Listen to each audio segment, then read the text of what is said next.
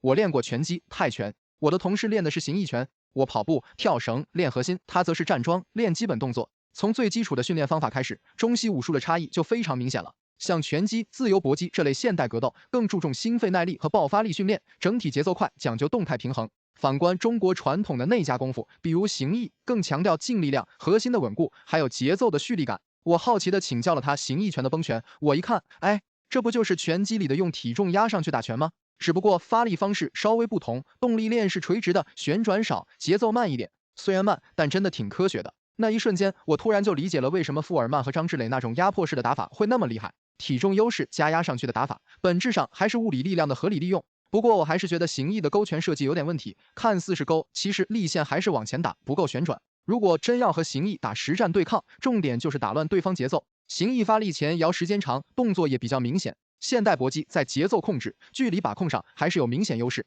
中国传统武术是训练增强核心力量的好方法，也是初级选手体会压上去打的好方法。但是对于神经末梢反应、肌肉记忆的方法还是弱了一点。